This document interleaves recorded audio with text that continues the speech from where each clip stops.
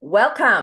Welcome to your Joyful Riches podcast, where you gain precious tips and tools for creating the thriving life you love, even if you are facing challenges and adversities. This podcast is delivered alongside the International Childhood Cancer Charity, where our mission is to empower, in addition to emotionally and physically heal disadvantaged children with cancer globally, one child at a time. And for this week, we are so honored and so thrilled to have Margie here. Margie with Grain-Free Mamas. Margie, welcome, welcome. Thank you so much for joining us. Would you care to share with us what is it that you do? What is Grain-Free Mamas? So thank you so much for having me, Brigitte. It's really an honor. Grain-Free Mamas is a food tech, logistically food tech consumer product goods company. We make specialty baking mixes that are basically allergen free for the most part, but also we have a twofold approach. We want the products are there, but we also want to help people with the resources and the education to make healthy choices for themselves. Oh, okay. So, well, that's wonderful because there are a lot of companies, so to say, that has a bagajillion product, which is awesome. But sounds like you also create a resource or a community or an education, like you said. That's really great.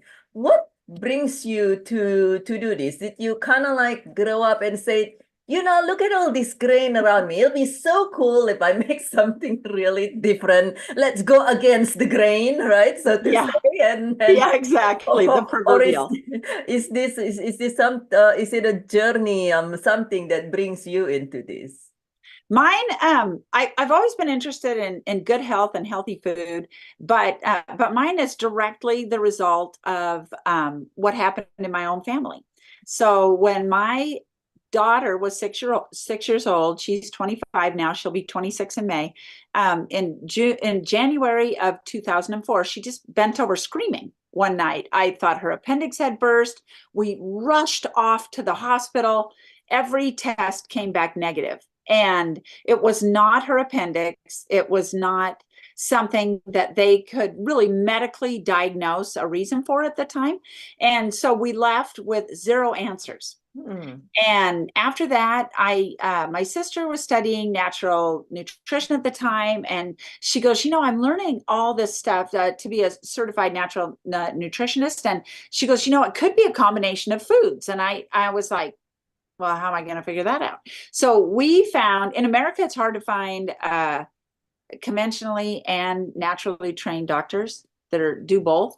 So we found a great doctor, flew across the country from Las Vegas to Longmont, Florida, 5 minutes in his office. And he said the sentence that changed my life. He said, well, when little Anna Mae eats sweetened sugar, it makes this toxic little punch and it's burning holes in her intestines.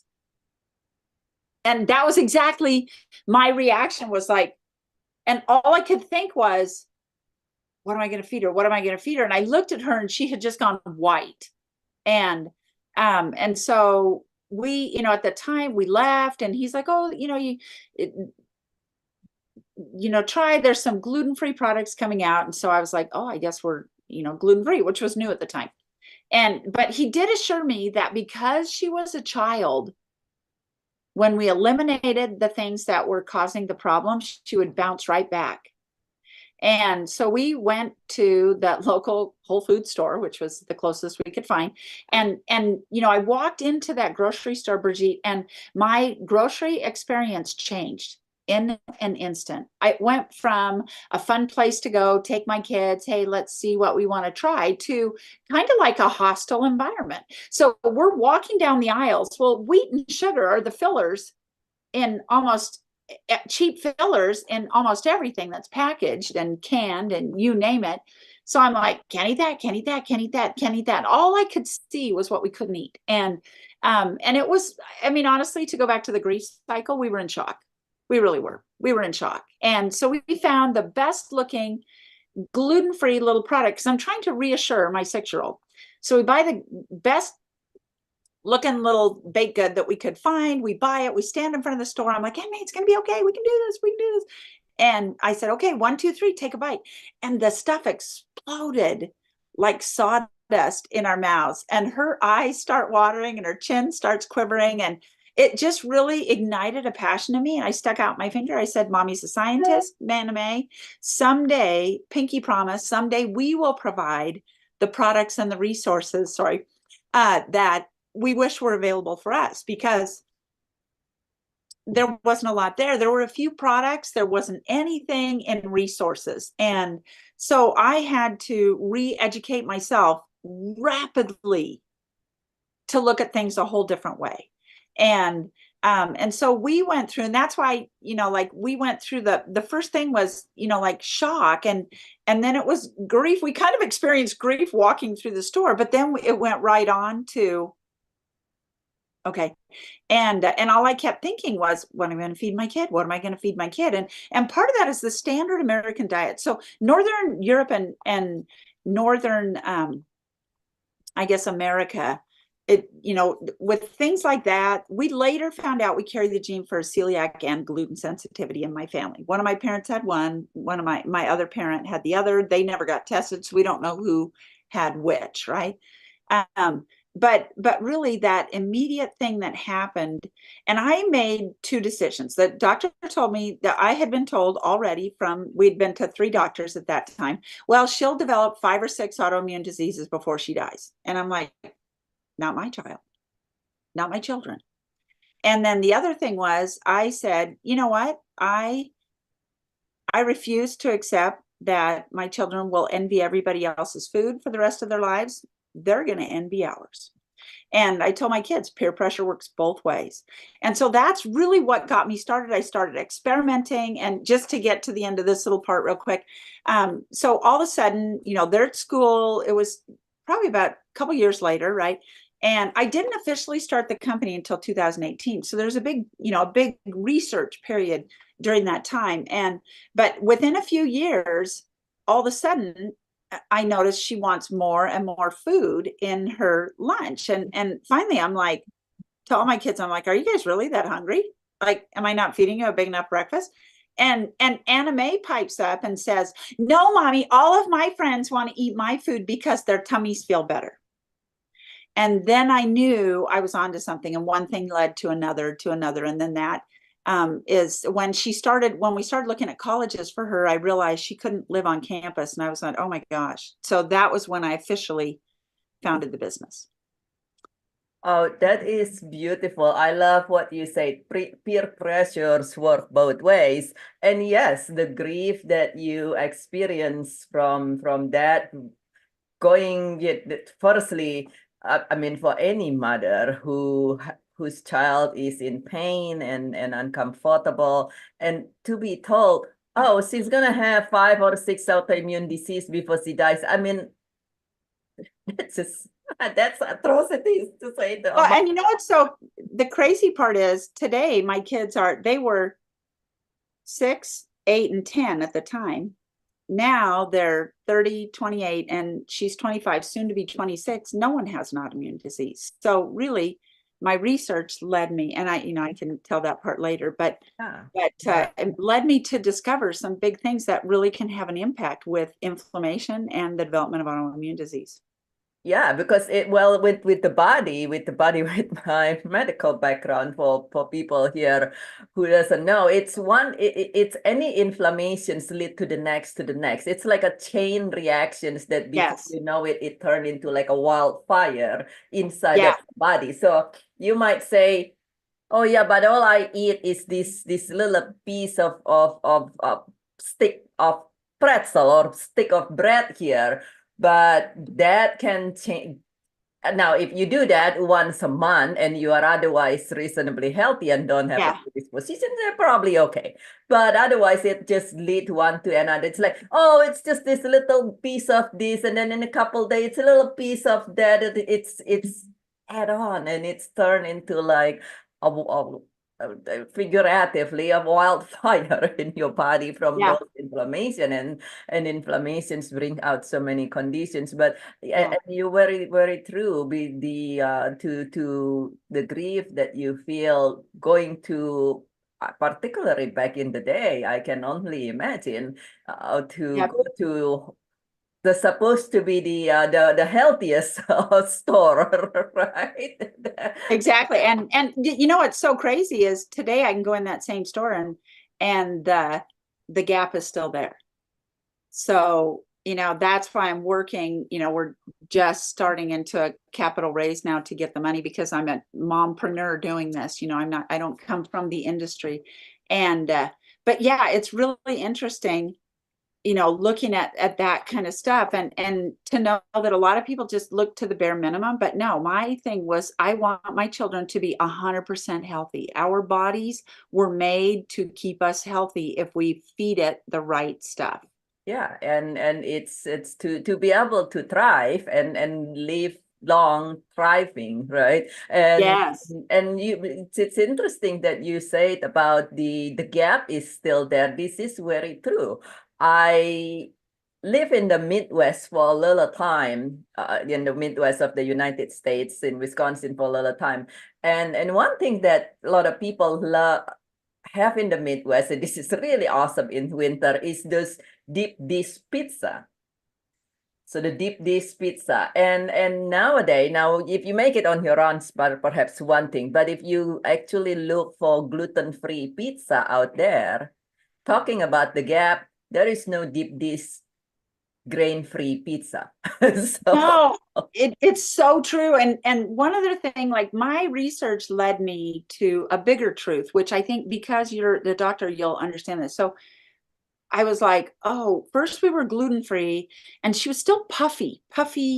And so I was like, okay, that and the gluten free products out there are actually worse for you than the traditional ones, but because they have so many chemicals in them. So then we went from gluten free to gluten and grain free. Then we went gluten free, grain free, and sugar free, and everything changed. The inflammation left. So then I really started staying away from the anti-inflammatory, and so. But what I discovered was this. Okay, so 95% of baked goods are made from the flours of gluten and non-gluten grains, and they're sweetened with corn and cane sugars.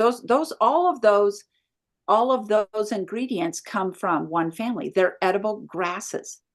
10 to 30% of the world is allergic to grass. That's 2.5 plus billion people worldwide. And so if you think about it, if we're eating grass 3 or 4 times a day for the 30% of the population, they're going to have skyrocketing inflammation and they're going to develop autoimmune disease. So if you look at 100 years back and you watch how more grains and grasses are put into the diet, and even the gluten-free only talks about wheat, barley, and rye. Well, wheat, barley, and rye, the protein in them, which they named gluten, is almost bioidentical in the entire edible grass family, which is wheat, oat, rye, barley, sorghum, teff, millet, corn, rice, and cane sugar. So if you take that out, you've eliminated one of the 4 or 5 highest inflammatory ingredient pools that we take away from it. And that's what led me to do. I did soy-free, botanical nut-free, and dairy-free, and no artificial flavors, colors, preservatives as well. But my thing was total health. So that's why I created for that. And they're probably still 10 years ahead of what's on the market, like in the mainstream market. And so it's interesting, but if we're going to turn things around and turn around that inflammatory, because you and I both know the body's inflamed, you're going to develop whatever genetic marker you come with. So MS, diabetes, lupus, thyroid, Graves, this, that. It all goes back to what we eat, what we feed ourselves, and whether we're predisposed to develop that genetic trait or not. yeah. I love that you mentioned it, because a lot of time people think about gluten-free and they're only concerned about gluten-free if they have stomachache. That's the common thinking still. Oh well, but I'm not having stomach ache and I'm not vomiting and having to run to the bathroom all the time, so I gotta be okay. But the truth is, as you said, it's whatever it is, and it is an allergen and it's inflammations. And with my own experience, I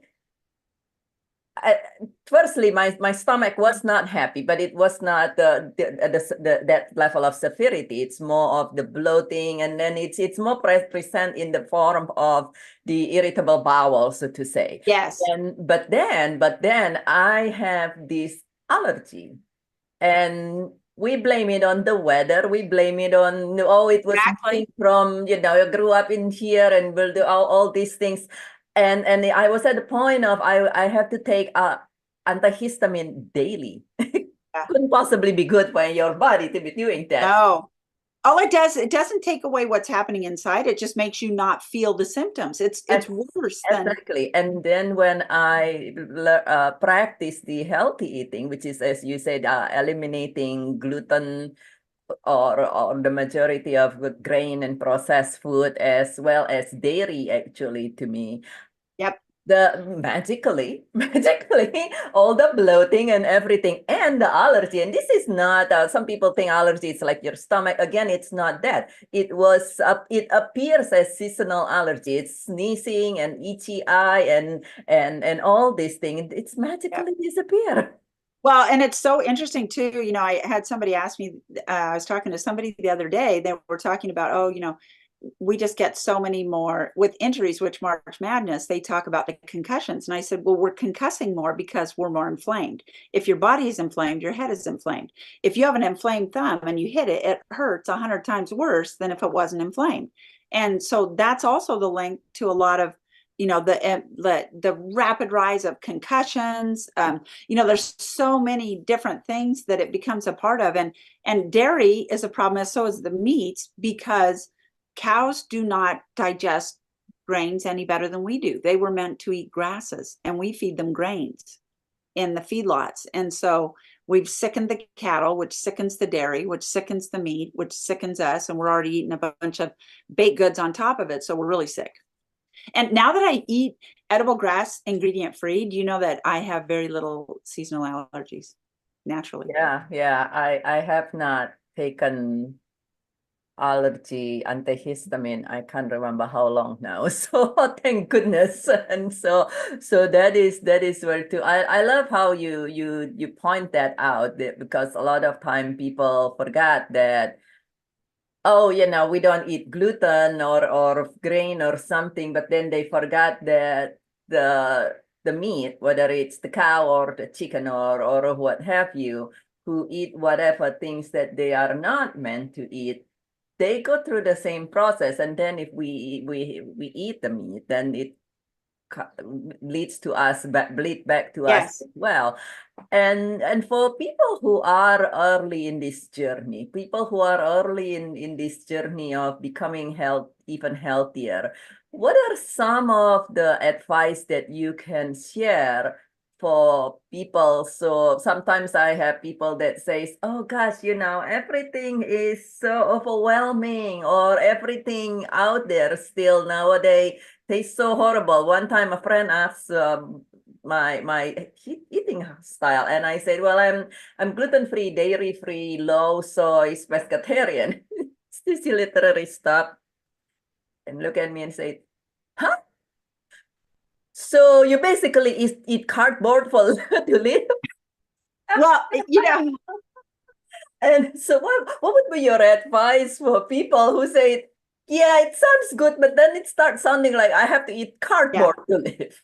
Well, okay, here's two things that I would say. One, first off, my children were possibly, now probably not, but in my mind, they were the pickiest people on the planet. And so I worked and worked and worked until the products that I created have the taste and texture of the.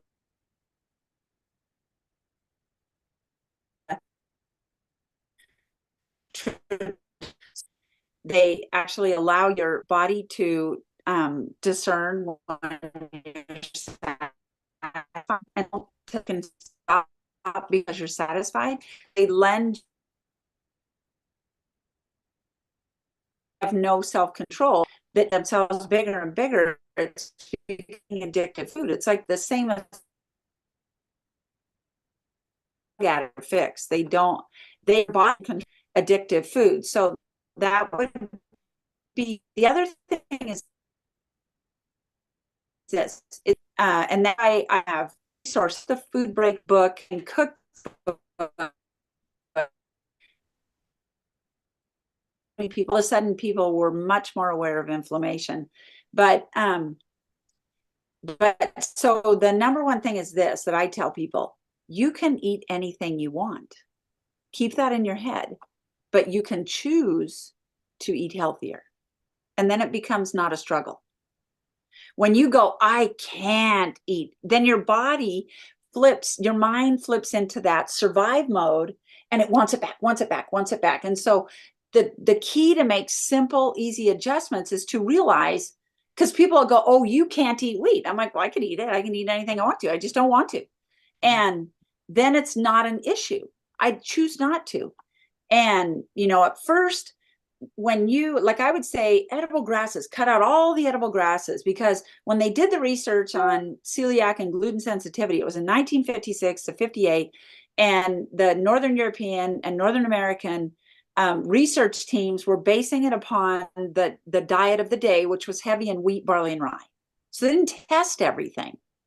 And they also, we hadn't shoved sugar into everything at that point in time. So they didn't test, they didn't make the connection to the grasses as opposed to these three, ingredients. And so that's a big one. You have to realize, if you have seasonal allergies, no.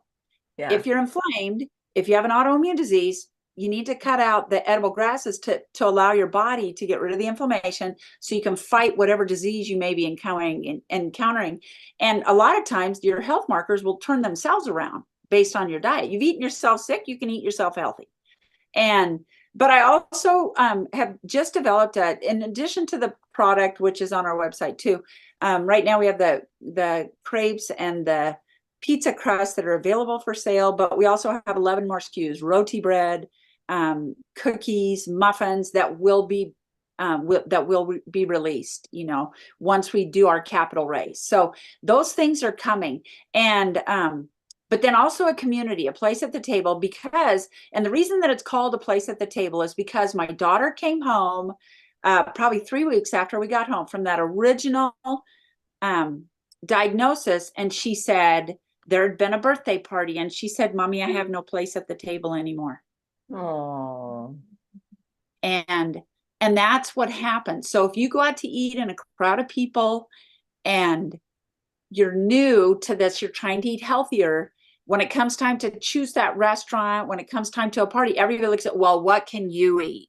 What can you, like, you're the disease, And so what happens is, it's again another part of that grief, that you feel alienated, you feel isolated, you sacrifice your health to satisfy your desire for human connection. That's a choice that you shouldn't have to make. And so I created a place at the table to give people a place to feel support, to be able to share their tips and tricks and their information, be able to help people with what you've learned, and then learn from other people. It's a totally positive environment. It is a slight paid platform because I didn't want to go on social media because of the trolls, because it's not a safe place, and you can get to it through our website. But the whole purpose behind that is, and it's a very nominal fee, but the whole purpose behind that was to give people a safe place. And I put recipes on there all the time. So, different things that I'm creating that don't need to be formalized, I put those recipes on there all the time. I really want to help people to live their best life. And food shouldn't be the thing that you think about all day long. Yeah. It shouldn't and be that's a fearful topic. It shouldn't, yeah. There is help, but you have to educate yourself. You can only make healthy decisions that match with the level of your health education. So you have to level up in a nutritional education, or the clever marketing that in America, you can write something on the front that is not even truthful and doesn't match what's on the back. And so you have to have the education to know. And so the book Food Breakthrough has scientific terminology in it. It helps people learn how to read labels. They can read those scientific terms, know what they mean, know what those ingredients are. It helps them to again, know the symptoms that they're feeling and how to reconnect with their body. You know, our bodies are wonderful, wonderful machines that are meant to help keep us healthy, but we've lost touch and we can't hear them anymore. Oh, And so it's all, everything I'm doing is like, if I gave you a fish, I'd feed you for a meal. But if I teach you to fish, you can feed yourself for a lifetime. And that is my purpose with Grain-Free Mama. That's my vision. that is so beautiful. That's lovely. And I love that, because if you just give people food, one after another product, first people don't know how to use it. And then they don't have a good result from that. And then the people give up, right? People get discouraged Yes. and they give up, particularly if it is baking product and things instead of ready to eat product. But even still ready to eat product, I remember I think it's my parents. Somebody came to my house and decided to eat this gluten-free, grain-free pizza. And they and they did it like the way they did every other pizza. They're like, oh, it's pizza, you know, and they didn't probably read the directions completely or something and all these things. They're like, oh no, it doesn't come out right. Oh, why the heck it stays like this? And That was okay. It's so funny you say that. That was we would get these recipes before I had made my own stuff, and we'd be like, where do you even find that at in ingredients? So we'd end up with these big bags of like guar gums and all kinds of stuff that we paid all this money to try and make this thing that didn't work. And that's why with Grain-Free Mamas, another thing that I did is I made it simple enough for a child to make. Within 2.5 years, Anna Mae could go spend the night at her friend's house, which was off limits before, and prepare a meal for the entire family by making them crepes or making them. And so every one of our mixes uses regular household ingredients. You can make them plant-based, or you can use dairy if you choose to for some of them. The crepe mixes, or every mix is actually plant-based, vegan, dairy-free, right? Dairy-free, botanical nut-free. The reason why for nuts is because nuts carry mold, and the mold, I believe, is a bigger problem than the actual nut. It's the mold. And so we don't do anything with that. But everything is so simple, quick, and easy that your kids can make it. And they're, because it's frightening to try and make some of that stuff. Oh my gosh, to hear that story, I'm like, yeah, I've been there. My daughter and I are like, that doesn't look anything like the package, but yeah. what is it supposed to be, brownie? It's really hard. Yeah. And then plus it would take like half the day to make, and you're like, oh, it's terrible, you know. So yeah, exactly. Well, thank you. That is such a beautiful informations that you share with us, and I love how it is in the total health approach. It is very, and you're very correct. It's wonderful to have supportive community, even whether you do it at home or even when you are out there. I was in Los Angeles. I do travel quite a bit, but I was living mostly in Los Angeles, and now we met here in Las Vegas. Even when yeah, the change from there, nowadays I go out with people here, and I'm, as I said, I'm gluten free, dairy free, and all this, and I also don't eat fried food. oh, yeah. So it's You go virtually to a lot impossible. of restaurant in some area of Los Angeles, at least. This is a pretty easy thing to do by now. In here, I'm like, oh, okay, let's look at the menu. I guess there is salad and salad.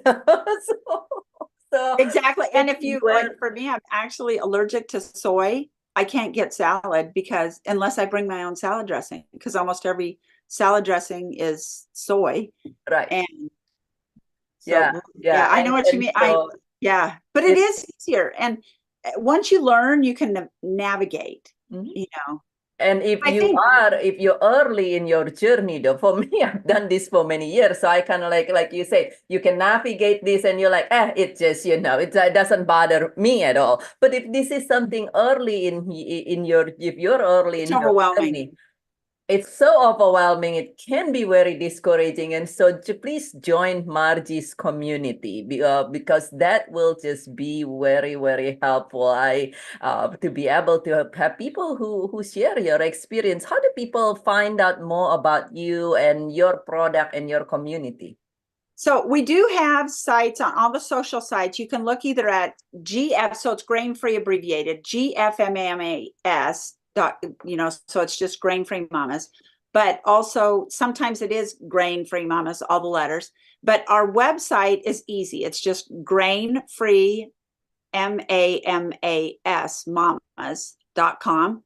There's a link. Everything is under that one roof on the website to make it easier. I just redid my whole website because I wanted to bring everything into a place where somebody can go and find it. So the community's on there, the products and books are on there. I also write weekly articles. There's free recipes. There's videos.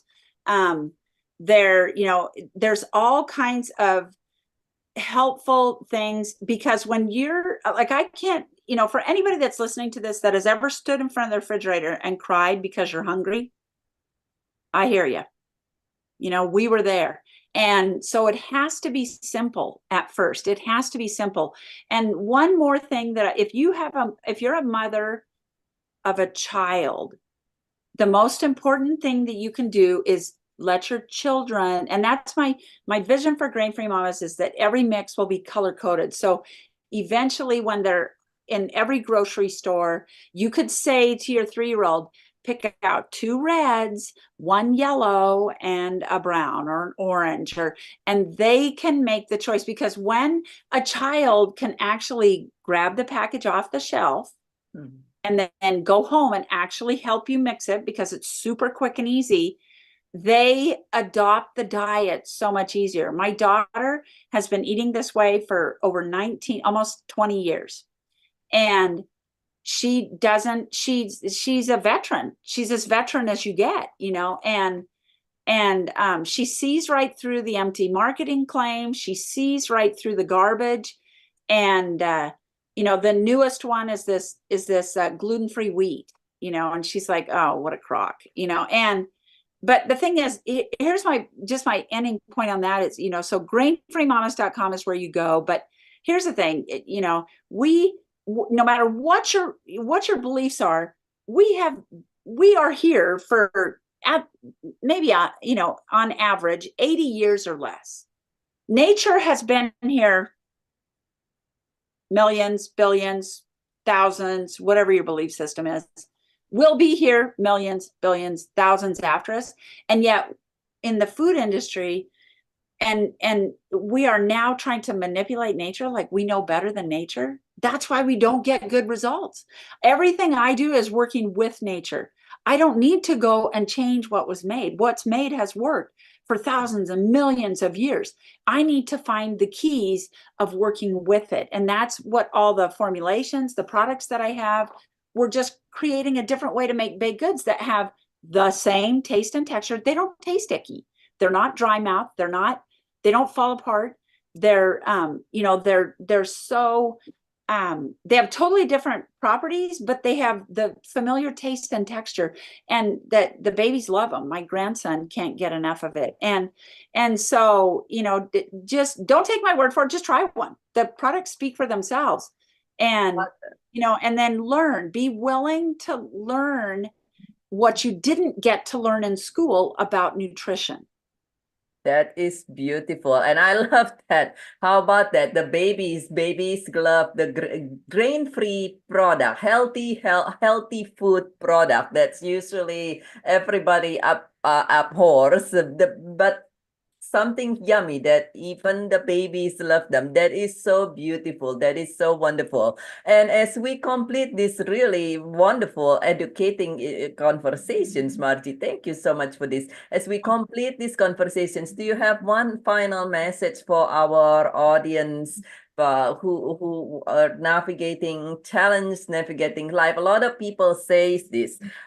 They say, yeah, all good, but all those products are a lot more expensive.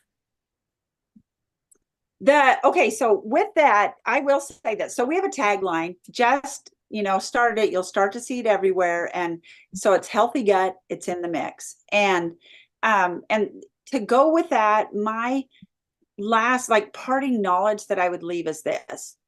I largely quit shopping in grocery stores probably 6 months ago. And part of it was on a thing because people would go, how can you say that healthy eating is not as expensive? And so I don't buy a lot of packaged foods. I buy groceries. I buy fruits and vegetables at the farmer's market, which is more expensive than the conventional markets. And do you know that my grocery bill has dropped by 53%? And that's how much we pay for frozen, processed foods. And so no. And here's the other thing. Not only are you may buy cheaper foods now, but then all that money you have saved for retirement to be traveling around, you will then spend on medicine, prescription, and you won't be physically able to travel. Yeah. So even if it was a tiny bit more expensive, in the long run, it's immeasurably cheaper. Yeah. I guess a while back, the Honorable Violetta Bulge says, yes, you can say it expensive. A lot of people say, you can't afford this, but in her word, you cannot afford not doing this because exactly, you only get one body.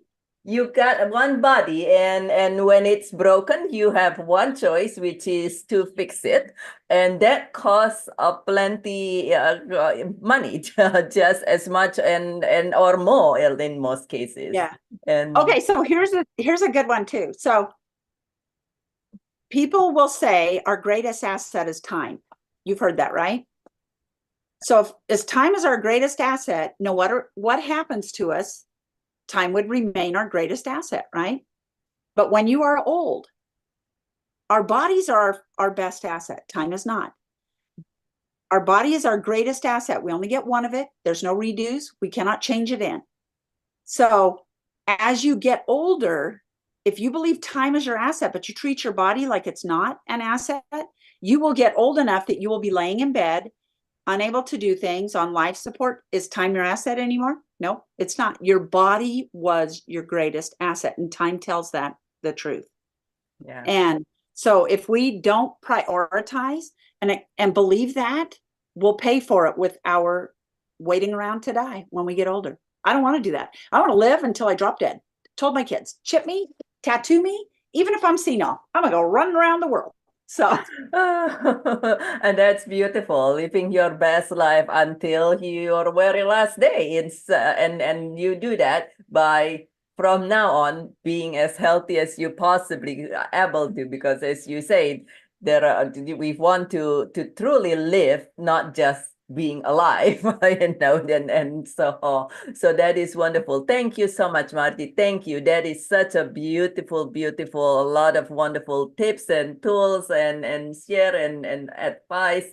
Thank you so much. Thank you for joining us today. And for you, my friend, who are listening to this, please share your gold nugget, one or two gold nugget in the comment below, so we can continue learning from each other. Please also share these conversations with your friends and family, because we all want and deserve to be healthy and thriving, well and happy, and feel welcome to message us if you have any questions as well. And this is Dr. BirgitteTan, your grief specialist and founder of the International Childhood Cancer Charity. I thank you very much for joining us, and I look forward to see